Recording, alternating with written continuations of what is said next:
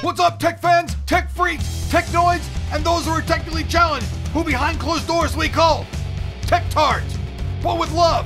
Today, we're going to do the unboxing, first look, and general overview of a brand new motherboard from the people at ASUS. What motherboard am I talking about? It's in this little box back here. It's the E45M1-I. Now, let's go inside and see what comes in this little box.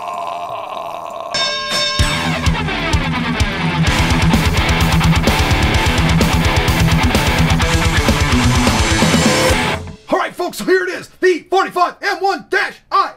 No, alright, I'll go back to a normal voice because you guys otherwise will think I'm crazy. I am a little crazy. I'm just a little crazy.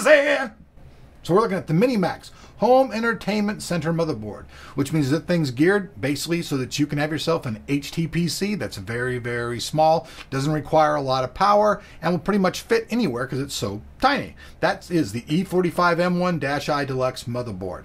So there's a lot of features about that. We'll talk about those in a second. We'll just show you the back of the box now. And then I know you guys don't like so much about the box, but here if you guys are interested in purchasing this, I'll show you guys the side of it right here. That way if you want to go online and purchase this anywhere, like say Amazon or something, you can go buy it. So let's dig in. Let's pull this little bad boy out. I guess first of all we should probably just look at what comes in the box. So here's what comes in the box. Alright, see you later. No, I'm just kidding. Alright, so the first thing we're going to see in the box, we have these two things right here. These are the two antennas. They're going to connect directly to the motherboard. We'll show you that part of the board when we get to it. We have the rear I/O. It's padded, made for being silent, keeping the noise inside there. We have these SATA cables. These are the new SATA 3 type. You can tell by the way that they're made, the color coordination. Then we have the ASUS E45M1-I Deluxe User's Guide and Manual. And then finally, we have the CD and a little case badge in there as well. Case badge, CD. So that's the other content. Now let's look at the heart of the matter. Let's look at the motherboard itself. Now, this motherboard is integrated with the AMD Fusion APU E450 dual-core onboard processor with AMD Radeon HD 6320 graphics, supports the AMD Turbo Core technology. I guess this is based off the Hudson M1 chipset. It's the AMD FCH 850M. So let's look at the board, let you guys see it. Here we have the memory slots. It supports 2 DIMMs of maximum 8 GB of DDR 1333 MHz. 1066 MHz, non-ECC unbuffered memory. It also is single channel memory architecture, so it's not dual channel, it's just single channel memory. Now, as far as expansion slots, we can see we have a single PCIe 2.0 x 16.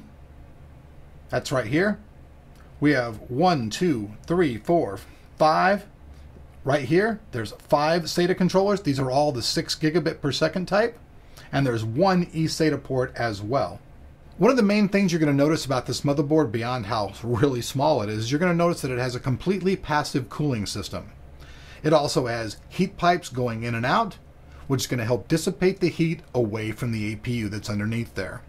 Now, here on top, we have an expansion slot for a 3.0 connector. Also, here on the board, we can see there's a debug. There's a little switch for debugging the board.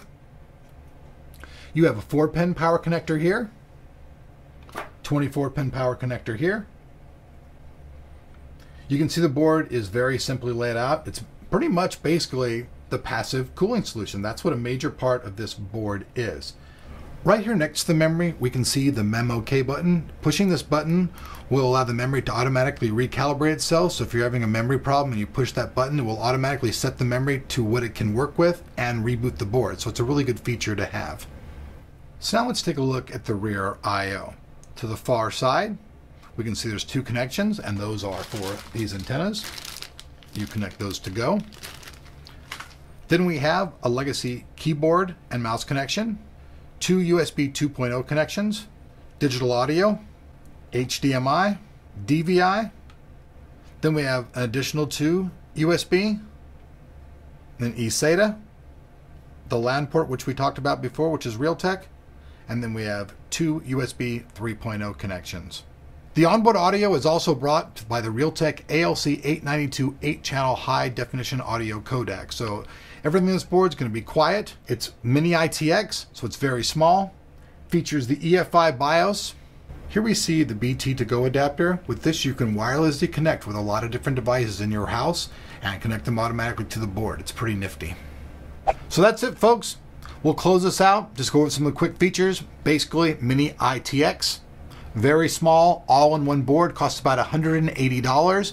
But everything is on board that you need. The only thing you'd have to do with this board is basically hook up a power supply to it, hook up a hard drive to it, and you've got a complete PC. You can be up and going, put it up for your HTPC, and for that price, it's probably a pretty good deal. So for those who are looking for something very small, but totally all-in-one, the new E45M1-I might just be the motherboard you're looking for. This was the unboxing and first look here at Tech of Tomorrow.